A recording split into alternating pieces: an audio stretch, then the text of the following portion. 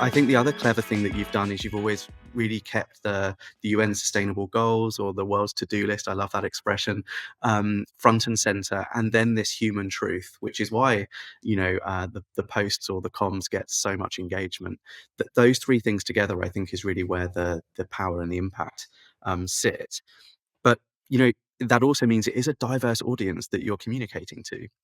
The employee, the beneficiary, the organizations in the middle, the corporations, shareholders, how in what started as this sort of cottage industry side hustle that's really grown into something far bigger, maybe than you even thought at one point. How do you, ensure that the messaging resonates equally or equally where it's needed with all of those sort of stakeholders?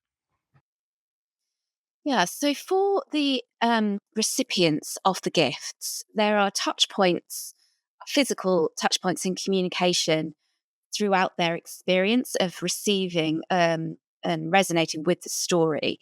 And they go from even the design of the gift that they're receiving. Our collections are called things like kindness is magic. And those words are, on top of a rainbow on a little print on a onesie.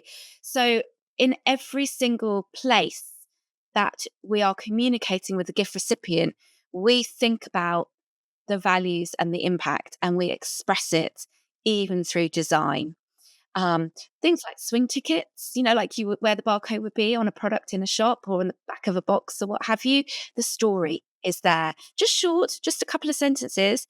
Things like in the card, the handwritten greetings card that the colleague receives, the impact is embedded in the message. On the back of the card, where there normally might be a bit of blurb, once again, there's the message. So there's repetition happening. But because it's in the product itself, like through the design, every time that onesie comes out of the washing machine, and because it's touched the heart, the employee, the gift recipient is remembering. Um, I think the place that we spend the majority of our time communicating um, and engaging with people for them to feel their own sense of pride, and it's them that is driving the impact by choosing to work with us. It's really the people in the corporate companies that are making the decisions to work with us. And then, other people in the HR team that, whoever it is in a HR function that looks after a parental leave process, they're the ones instructing us daily, dispatch, dispatch, dispatch, as their parental leave has come through. And I think it's that community that have, you know, it's not only the HR profession, it is other stakeholders in large corporates. For example, procurement teams, sustainability teams, um, marketing teams, internal comms teams. They are all stakeholders to the partnership in terms of what the outputs of it are and how those help them achieve their objectives. And we want them to take the ownership that they are the change makers. We would achieve nothing if they didn't choose us as a supplier.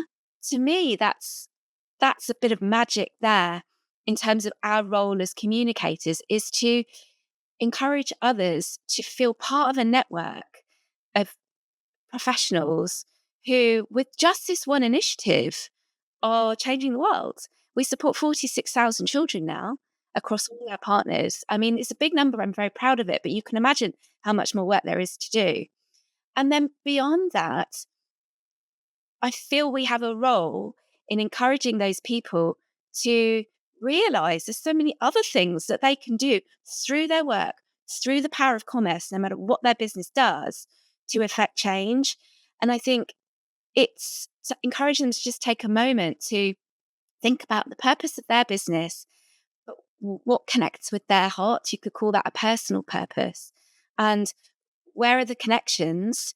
Because that's what creates the space in anybody's to-do list, no matter their annual objectives, or no matter the business's purpose and therefore their role and their annual objectives and quarterly work plan, and what they're doing on a Tuesday between 9 and 10 a.m.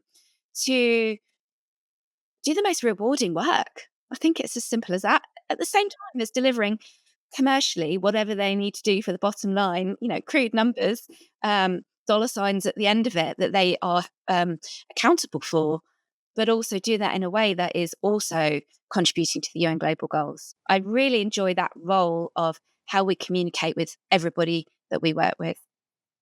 Yeah, really well said. And, when you listed off some of those internal stakeholders, marketing, comms, sustainability, HR, much like when you or your father-in-law saw that sort of free coverage in that sense within Hello magazine. When you hear about those employee-led authentic voices, storytelling via LinkedIn or what have you, that's also gold dust for those stakeholders internally.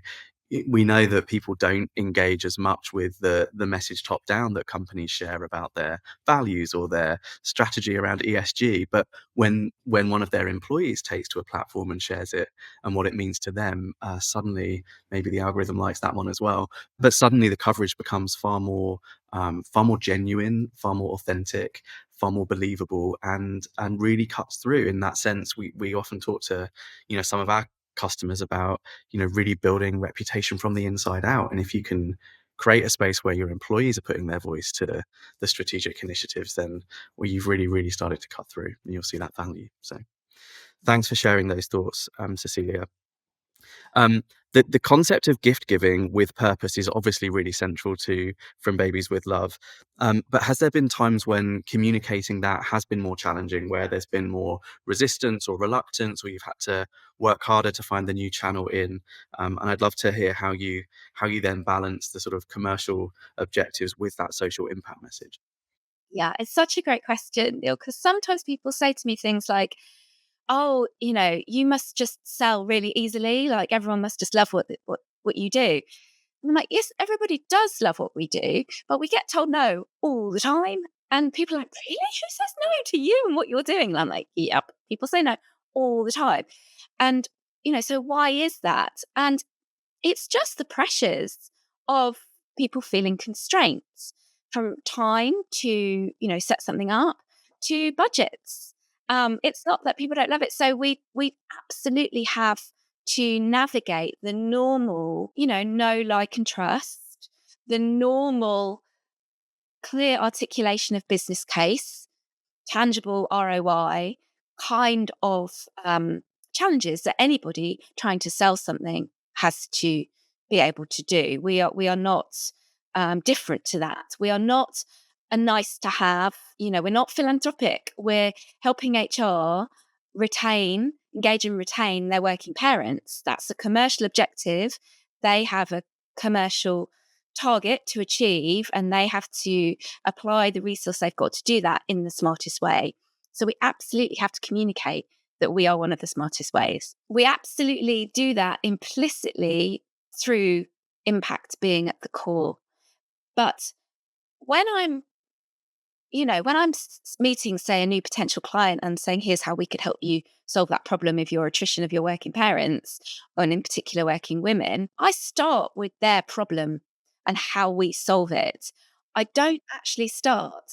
In fact, as we've done in this conversation today, I haven't yet shared with you the story of one of the children. I've explained that that is the core of the model, and the feeling that we create in terms of employee experience through communication is the core, but I haven't gone into lots of detail on that. So you see, I'm doing it even now. I'm thinking about, what does the person I'm communicating to want? What will make them feel great?